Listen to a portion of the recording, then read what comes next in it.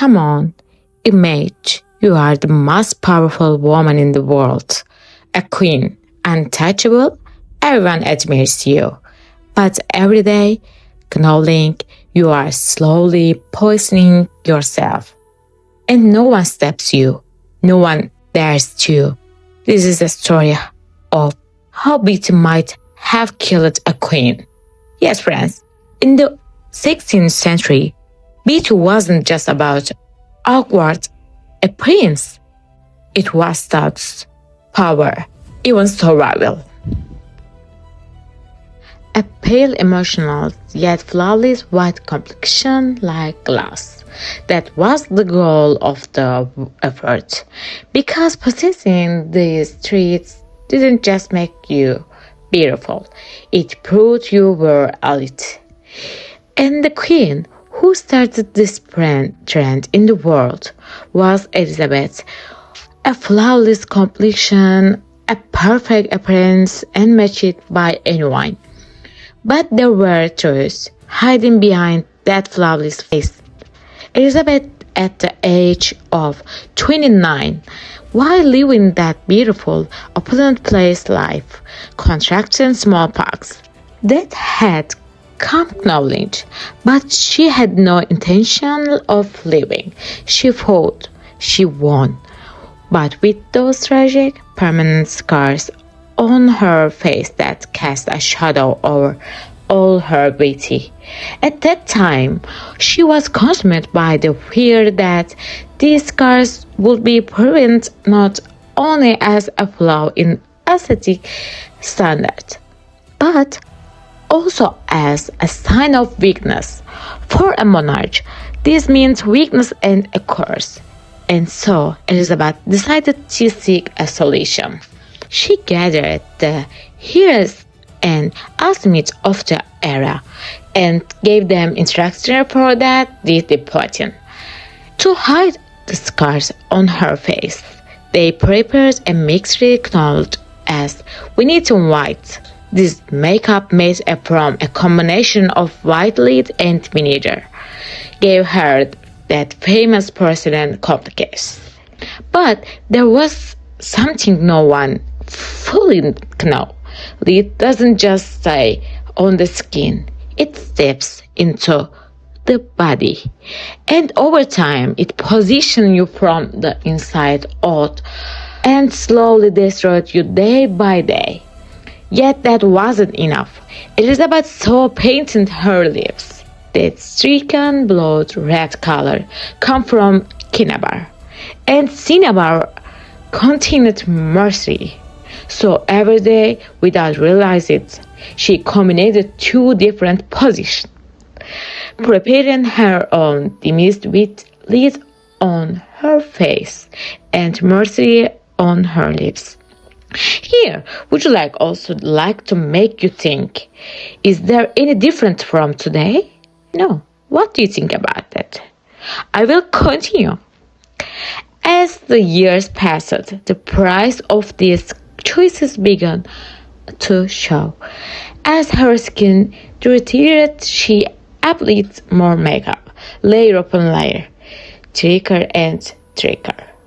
According to some accounts, by the end of her life, there was nearly an inch of makeup on her face, but the real skin beneath that mask, deprived of oxygen, was gray, worn out, and had suffered severe damage. The worst was yet to come too. Brace yourself. Elizabeth, she didn't remove this makeup every day. It's horrible. Sometimes she keeps it on her face for days, even a whole week. And what she used to when she took it off was even more horrifying. A mixture containing eggshells, alum, and mercury. This mixture didn't cleanse the skin. It practically peeled the skin off. Elizabeth's obsession with beauty was dropping her more and more each day. As time went on, Elizabeth's behavior began to change. She became more withdrawn. She was irritable, forgetful, and deeply melancholic. Her depression and psychology had begun. As far as I know, these were nothing more than the typical symptoms of mercury poisoning. Elizabeth stopped eating. She avoided doctors. And more of the most chilling letters, it sends shiver down your spine.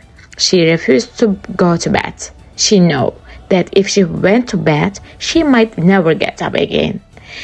She stayed on her feet for hours, sometimes for 15 hours straight, as if waiting for that to knock on her knock. She just a week before her death, her condition worsened. The rings she hadn't taken off her finger since her coronation had now grown into her flesh. It was cutting into her finger. The doctor said the ring had to be removed. But it was already too late. Shortly thereafter, in 1603, she passed away. Whether it was a natural death or squeeze is a matter of debate. It seemed to me that she brought her own death upon herself. So, what do you think really killed her?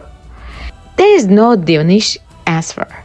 Some say it was blood poisoning, others say it was a severe infection. Still others point to the effects of fear of lead and mercy poisoning. As for me, perhaps it was a deliberate farewell or even a punishment. Maybe it was all of this happening at that time same. And the most unsettling part is this. We will never know the true cause for Catherine. There is also a darker claim that emerged after her death. According to same sources, her coffin exploded due to gases that had built up in her body.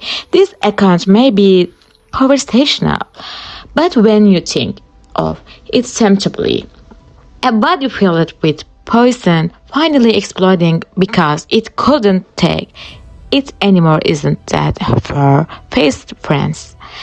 This isn't just a story of a queen, as I have asked you before.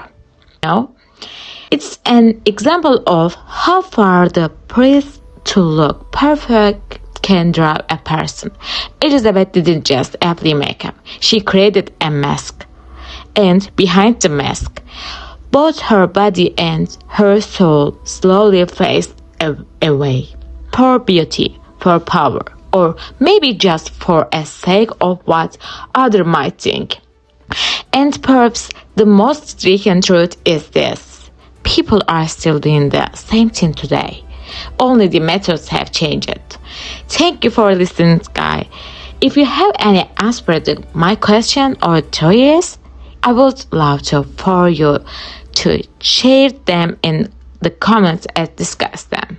See you guys in the next video. Take care. Thank you so much.